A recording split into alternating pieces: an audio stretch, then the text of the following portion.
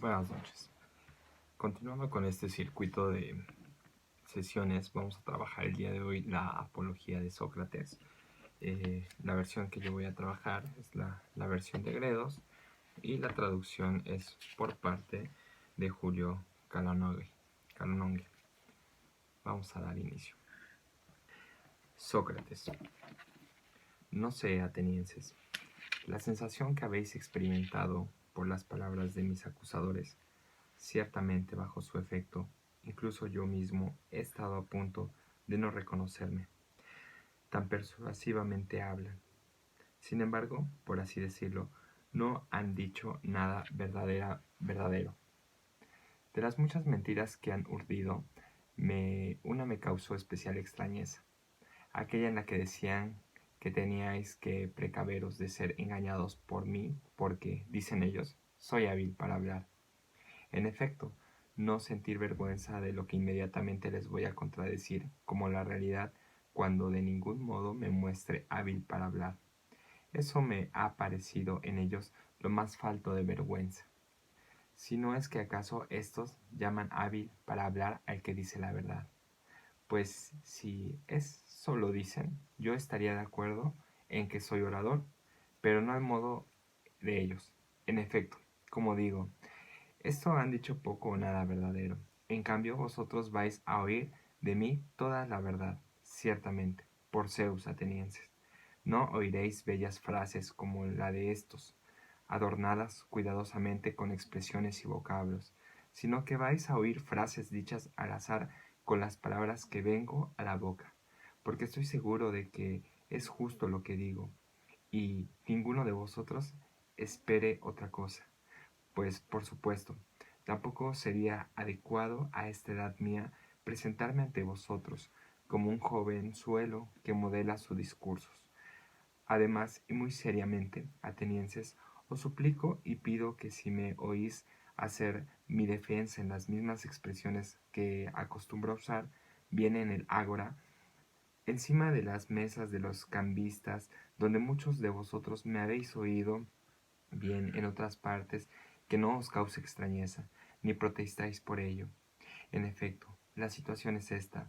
Ahora por primera vez comparezco ante un tribunal a mis 70 años. Simplemente soy ajeno al modo de expresarse aquí, del mismo modo que si en realidad fuera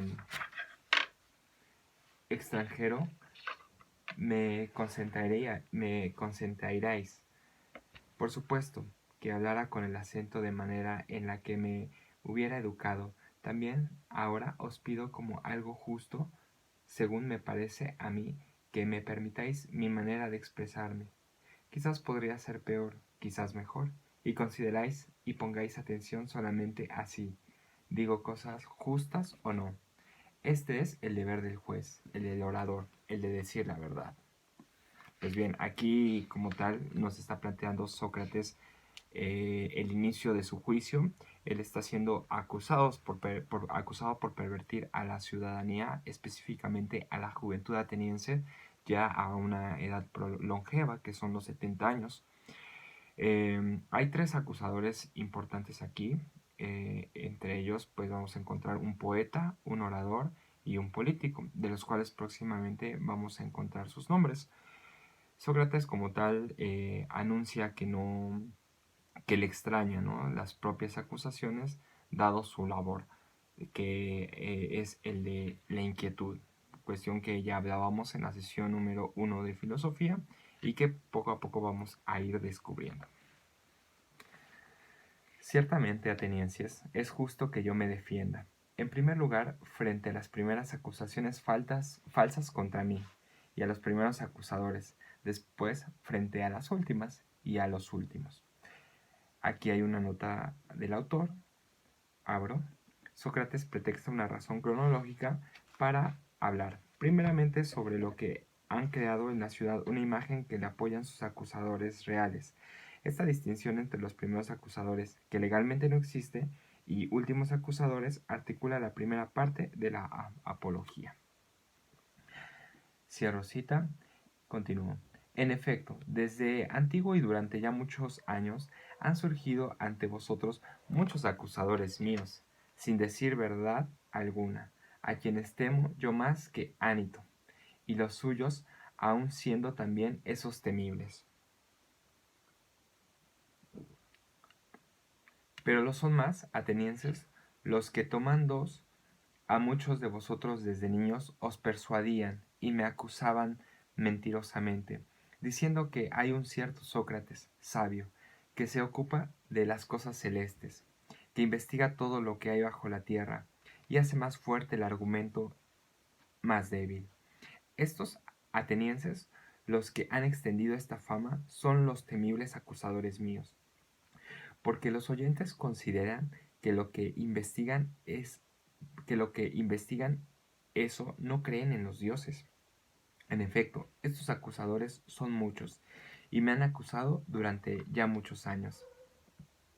Y además hablaban ante vosotros en la edad en la que más podáis darles crédito, porque algunos de vosotros erais niños o jóvenes y porque acusaban in absentia sin defensor presente.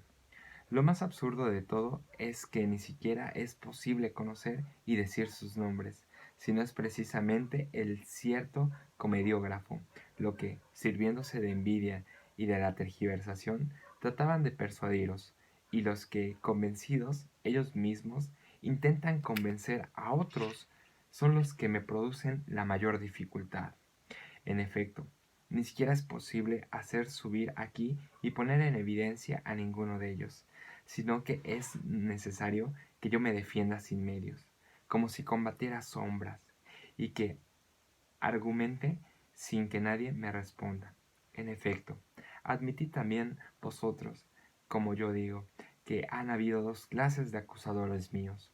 Unos, los que me han acusado recientemente, otros, los que ahora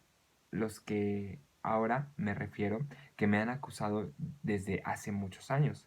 Y creed que es preciso que yo me defienda frente a estos en primer lugar, pues también vosotros les habéis oído acusarme anteriormente y mucho más que estos últimos. Dicho esto, hay que hacer ya la defensa, atenienses, e intentar arrancar de vosotros en tan poco tiempo esta opinión que vosotros habéis adquirido durante un tiempo tan largo.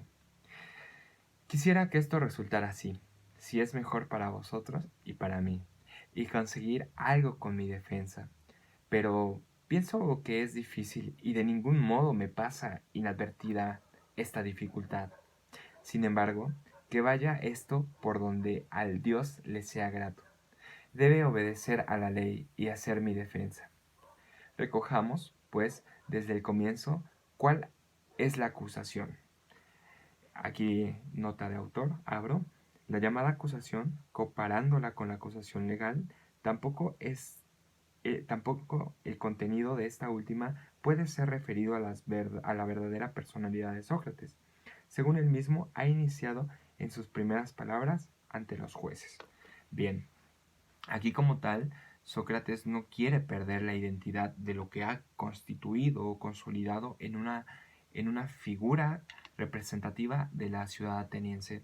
Es por eso, curiosamente, que Sócrates como tal, más adelante, eh, tiene la oportunidad de salvarse. Sin embargo, él, al aceptar pagar cierta cantidad de la moneda ateniense, también aceptaría la culpa. Entonces, aceptaría las culpas por las cuales está siendo sentenciado. Es por eso que Sócrates prefiere dar su vida en este juicio, pero nunca fallarle al discurso que había trabajado. Entonces vemos un Sócrates totalmente coherente. Cierro cita. A partir de lo que ha nacido esa opinión sobre mí, por, por la que Meleto, dándole crédito también, ha presentado esta acusación pública. Veamos. ¿Con qué palabras me calumniaban los tergiversadores? Como si en efecto se tratara de acusadores legales. Hay que dar la lectura a su acusación jurada. Tercera cita. Sócrates resume los conceptos vertidos sobre él durante muchos años y le da la forma de una acusación. Se trata de burdas ideas que calan bien entre los ignorantes, en los que mezclan conceptos atributibles a los filósofos de la naturaleza con los conceptos de los sofistas. En efecto, caso piadoso, con esa idea aparece Sócrates representado en las nubes de Aristófanes. Cierro nota, hace rato dije cita, es nota. Continúo. Sócrates comete delito y se mete en lo que no debe al investigar las cosas subterráneas y celestes, al hacer más fuerte el argumento débil y enseñar esta misma cosa a otras. Esta es la acusación de la cual Sócrates nos plantea en esta cita, que no solamente es actual, ¿no? Que incluso compila en sus primeros acusadores, y estos primeros acusadores que verdaderamente solo lo que hacían era reproducir el doxa, e incluso comparándolo con los propios sofistas. Es así como más o menos, en efecto, también en la comedia de Aristófanes, veríais vosotros a cierto Sócrates que era llevado de un lado a otro, afirmando que volaba y diciendo otras muchas necedades sobre lo que yo no entiendo ni mucho ni poco. Y no hablo con la intención de menospreciar este tipo de conocimientos. Si alguien es sabio acerca de tales cosas, no sea que me leto ventable proceso con esta acusación, sino que yo no tenga nada que ver con tales cosas, atenienses. Presento como testigo a la mayor parte de vosotros, y os pido que cuando me habéis oído dialogar alguna vez, os informáis una a otros y os les deis a conocer mucho de vosotros estáis en esta situación. En efecto, informaos unos con otros de si alguno de vosotros me oyó jamás dialogar poco o mucho acerca de estos temas. De aquí conoceréis que también son del mismo modo las demás cosas que acercan de mí la mayoría dice. Pero no hay nada de eso. Si habéis oído a alguien decir que yo intento educar a los hombres y que cobro dinero, aquí nota del autor, del traductor. Esta afirmación es también importante para distinguir a Sócrates de los sofistas. No profesa la enseñanza, ni cobra por dejarse oír, lo que sí hacen aquellos sofistas.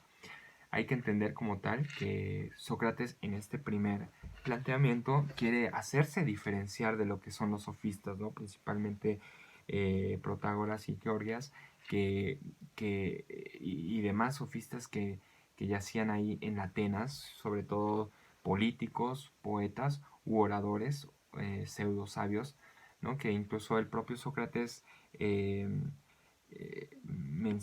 se menciona, ¿no? Más adelante cuando, cuando se pregunta si Sócrates es el hombre más sabio de Atenas, y el oráculo de Delfos responde que sí, porque Sócrates, después Sócrates acepta, ¿no? Que quizás sí sea el hombre más sabio de la ciudad de Atenas, dado que él es consciente de lo que no sabe y asegura esta conciencia. Sin embargo, los sofistas están seguros de algo que no saben, ¿no? Entonces quiere en esta parte hacer esta primera diferenciación de los sofistas, ¿no? Que él no cobra absolutamente ninguna moneda por ser escuchado, por dar una enseñanza, ¿no?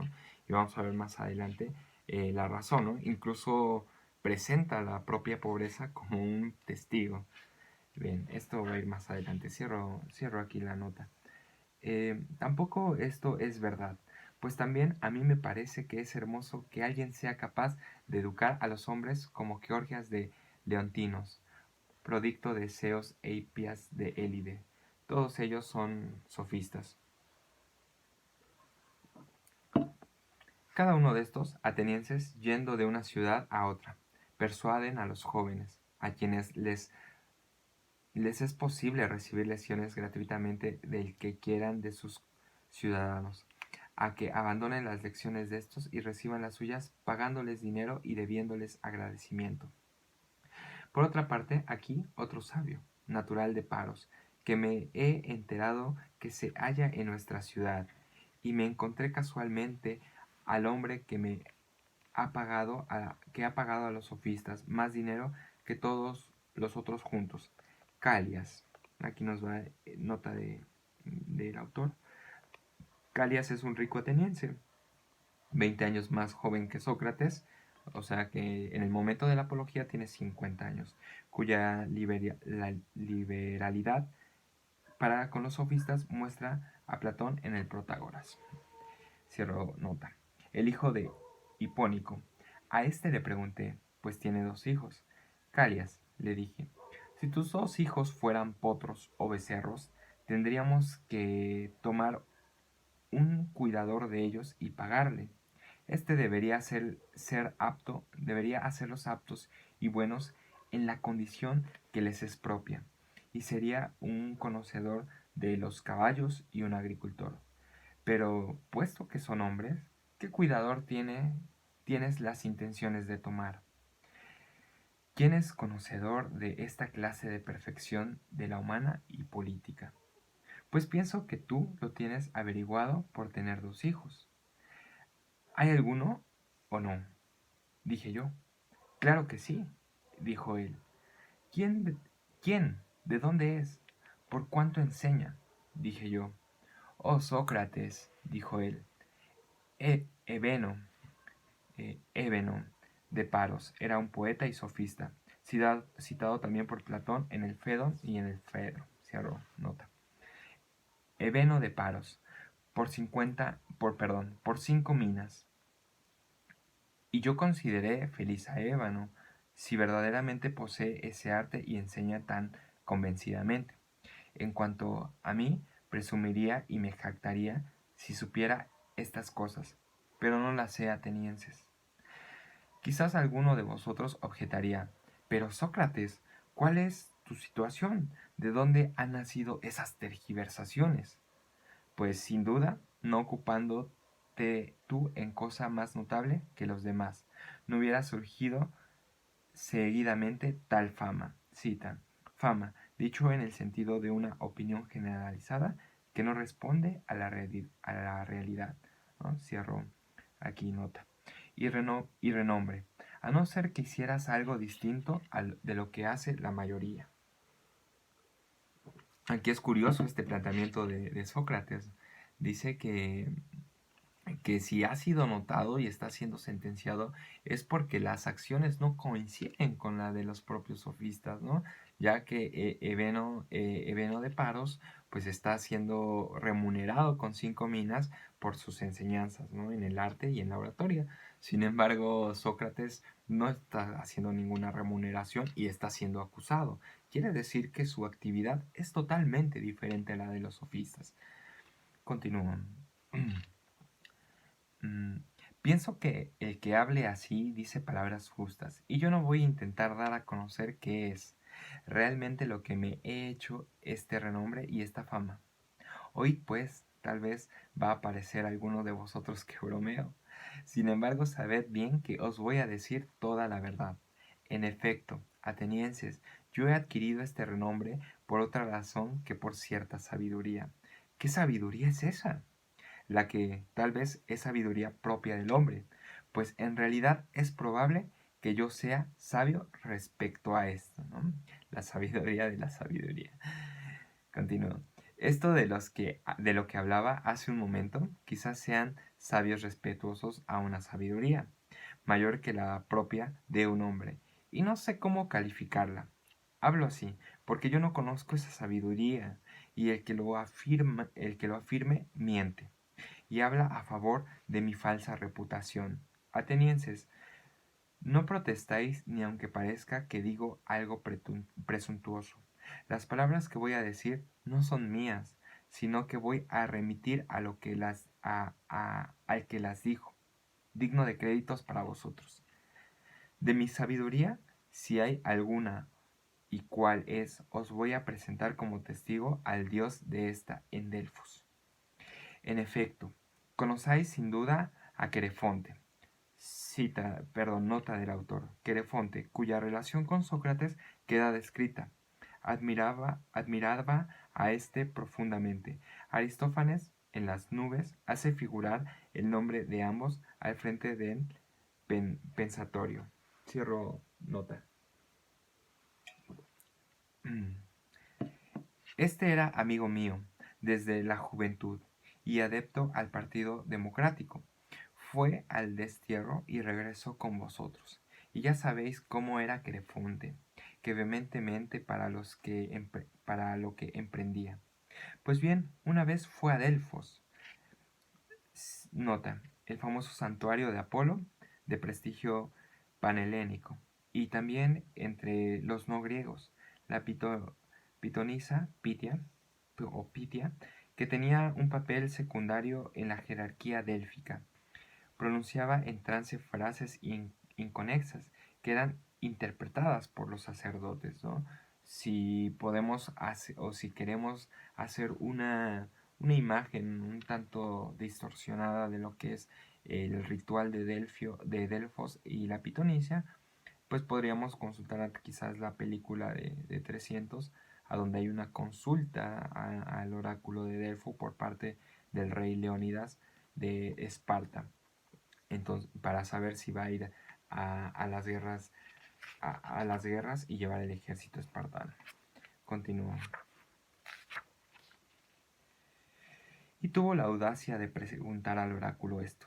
Pero como he dicho, no protestáis, atenienses. Pregunto si había alguien más sabio que yo.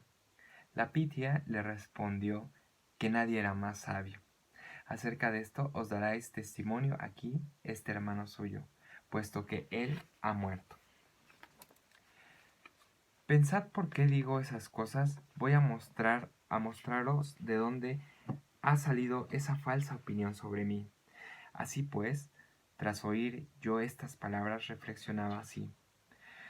¿Qué dice realmente el Dios y qué indica en enigma?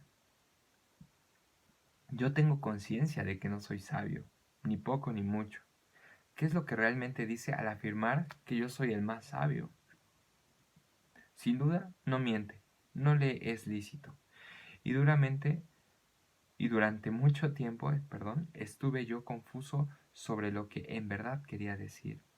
Más tarde, a regañadientes, me incliné a una investigación del oráculo del modo siguiente. Me dirigí a uno de los que parecían ser sabios, en la idea de que, si en alguna parte era posible, allí refutaría el vaticinio y demostraría al oráculo: este es el más sabio que yo, y tú decías que era yo. ¿Sí? Esta cita es un ejemplo a donde Sócrates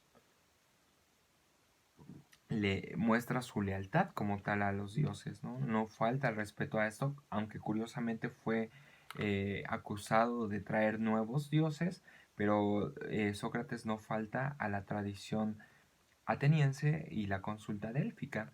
Entonces Sócrates dice, si yo soy su labor como tal era responderse si el oráculo de Delfos no estaba equivocado respecto a la condición socrática, que era el más sabio. Y entonces es por eso que emprendía este taxe, este oficio de ir a consultar con los que se decían sabios para ver si había alguien más sabio que él, ¿no? Entonces, si lo iba a encontrar, le iba a hacer una especie de reproche al oráculo de Delfos, ¿no? Le iba a preguntar, le iba a reprochar que el oráculo de Delfos había dicho que Sócrates era el más sabio y no lo era porque ante él estaba otro, ¿no? Continúo. Ahora bien, al examinar a este, pues no necesito citarlo por su nombre.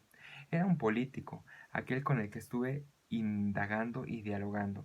Experimenté lo siguiente, atenienses. Me pareció que otras muchas personas creían que ese hombre era sabio, y especialmente lo creía él mismo, pero que no lo era. A continuación intentaba yo demostrarle que él creía ser sabio, pero que no lo era. A consecuencia de ello, me gané la enemistad de él y de muchos de los presentes. Al retirarme de allí razonaba a solas, que solo era más sabio que aquel hombre. Es probable que ni uno ni otro sepamos nada que tenga de valor, pero este hombre cree saber algo y no lo sabe. En cambio yo, así como en efecto no sé, tampoco creo saberlo, ¿no? Aquí hay un principio de reconocimiento de la ignorancia y un principio de humildad, ¿no? No, no, no creer que sabemos algo de lo que desconocemos E incluso, ¿no? En estos tiempos actuales el diálogo es muy arrojado, ¿no? A veces sin mediar como tal el enunciado que pronunciamos, lo realizamos. ¿Por qué? Porque queremos no parecer o no asimilar esta figura de ignorancia ante los demás. Sin embargo, para Sócrates, la ignorancia es una postura absolutamente humilde y totalmente humana, ¿no? Algo que vemos en la inquietud. Continúo. A continuación me encaminé hacia otro de los que parecían ser más sabios que él, y saqué la misma impresión, y también allí me gané la enemistad de él y de muchos de los presentes. Después de esto iba yo uno tras otro, sintiéndome disgustado y temiendo que me ganaba enemistades, pero, sin embargo, me parecía necesario dar la mayor importancia al Dios. Debía yo, en efecto, encaminarme, indagando qué quería decir el oráculo hacia todo lo que parecía saber algo. Y por el perro, atenienses, pues es preciso decir la verdad ante vosotros, que tuve la siguiente impresión. Me pareció que los de mayor reputación estaban casi carentes de lo que más importante para él investigaba según los dioses. En cambio, otros que parecían inferiores estaban mejor dotados para el buen juicio. Sin duda es necesario que os haga ver mi camino errante, como condenado a ciertos trabajos. Cita, nota, pone su esfuerzo en comparación con los 12 trabajos de Heracles. Cierro nota. A fin de que el oráculo fuera irrefutable para mí. En efecto, tras los políticos me encaminé hacia los poetas, los de las tragedias, los de ditirambos y los demás, en una idea de que allí me encontraría manifiestamente más ignorante que aquellos. Así pues, tomando los poemas suyos que me parecían mejor realizados, les iba preguntando qué querían decir para, al mismo tiempo, aprender yo también algo de ellos. Pues bien, me resisto por vergüenza a deciros la verdad, atenienses. Sin embargo, hay que decirla, por así decir. Casi todos los presentes podían hablar mejor que ellos sobre los poemas que ellos habían compuesto. Así pues, también respecto a los poetas, me di cuenta, en poco tiempo, que no en estado de inspiración como los adivinos, los que recitan oráculos, perdón, que no hacían por sabiduría lo que hacían, por ciertos dotes naturales, como lo hacían las personas de los oráculos. En efecto, también estos dicen muchas cosas hermosas, pero no saben nada de lo que dicen. Una inspiración semejante me pareció a mí que experimentaban también los poetas, y al mismo tiempo me di cuenta de que ellos, a causa de la poesía, creían, eh, creían también ser sabios respecto a los demás, cosas sobre los que no lo eran. Así pues, me alejé también de allí, creyendo que les superaba en el mismo que a los políticos. En último lugar, me encaminé hacia los artesanos. Bien, aquí hay que entender cómo Sócrates elabora una jerarquía social, ¿no? Una clase de estamentos o de clases sociales que le permite asimilar como tal cómo está estructurada esta verticalidad dialógica, ¿no? A donde un político no se permite a lo mejor el diálogo con un artesano. ¿Por qué? Porque quizá no sea tan sabio como el propio político. Pero aquí Sócrates experimenta toda esta horizontal, pero lo hace de manera horizontal, ¿no? Viéndose como tal de frente al político, de frente al poeta y de frente al artesano. Y curiosamente hace el siguiente descubrimiento. En último lugar, me encaminé hacia los artesanos. Eran conscientes de que yo, por así decirlo, no sabía nada. En cambio, estaba seguro de que encontraría a estos con muchos y bellos conocimientos. Y en esto no me equivoqué, pues sabían cosas que yo no sabía, y en ello eran más sabios que yo. Pero atenienses, me pareció a mí que también los buenos artesanos incorrían en el mismo error que los poetas. Por el hecho de que realizaban adecuadamente su arte, cada uno de ellos estimaba que era muy sabio, también respecto a los demás cosas, incluso las más importantes. Y ese error velaba su sabiduría. Aquí como tal nos vuelve a enfatizar como tal el valor de la humildad. ¿Por qué? Porque aunque el conocimiento predomina en esta área, los propios artesanos cometen este mismo error de alardear de su propio conocimiento. Es por eso que Sócrates hace mención de ello, ¿no? Quiere decir que el alardeo, la soberbia y la altiveza no es propia de una clase social, de un estamento, sino que está existente tanto en estas jerarquías.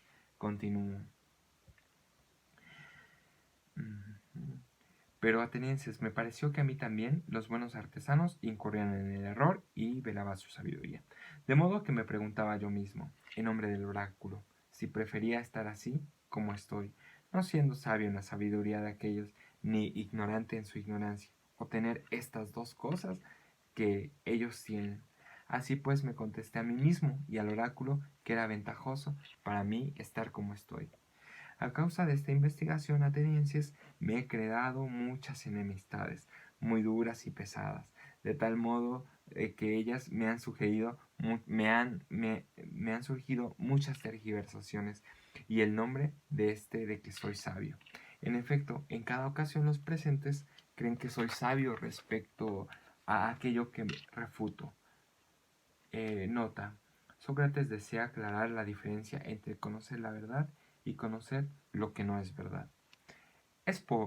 Cierro nota. Es probable, atenienses, que el Dios sea en realidad sabio y que en este oráculo diga que la sabiduría humana es digna de poco o de nada.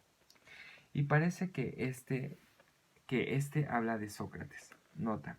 Se conserva la traducción el anacoluto del texto griego. Cierro nota. Se sirve de mi nombre poniéndome como ejemplo, como si dijera, es el más sabio, el que de entre vosotros, hombres, conoce, como Sócrates, que en la verdad es digno de nada respecto a la sabiduría. Así pues, incluso ahora voy de un lado a otro investigando y averiguando en un sentido del Dios. Si creo que algo de los ciudadanos o de los forasteros es sabio, y cuando me parece que no lo es, presentando mi auxilio al Dios, le demuestro que no es sabio. Por esta ocupación no he tenido tiempo de realizar ningún asunto de la ciudad digno de citar, ni tampoco mío particular, sino que me encuentro en gran pobreza, a causa de mi servicio del Dios. Pues bien, vamos a terminar esta lectura. Yo creo que nos vamos a prolongar en unas 4 partes respecto a la apología de Sócrates. Como tal, este es el primer discurso que Sócrates pronuncia en cuanto a respuesta a las acusaciones que se le hace como el principal perversor de las nuevas generaciones, ¿no? Sin embargo, está planteando Sócrates las primeras diferencias entre lo que hace Sócrates y los sofistas, ¿no? Y las razones que los mueven, ¿no? A los sofistas lo que los empuja como tal es la cobranza de sus enseñanzas. Sin embargo, a Sócrates lo que le da este dinamismo o este taxi, este oficio dentro de la ciudad ateniense no es cobrar ni tampoco asuntos propios de la polis, sino que para Sócrates la razón de su quehacer es descubrir si realmente los dioses están en lo cierto respecto a la sabiduría socrática, ¿no? Pero curiosamente él va revelando esta herramienta llamada la mayéutica, ¿no? Que a través de la pregunta podemos indagar qué tanto sabemos o verdaderamente contestarnos si sabemos respecto a algo, ¿no? Y los valores importantes que maneja Sócrates en esta dialogicidad que es la humildad y el reconocimiento de la ignorancia. Pues bien, chicos, vamos a cerrar este primer video de la apología de Sócrates, con la cual vamos a trabajar y a dialogar más adelante. Nos vemos en la siguiente sesión y espero me sirva.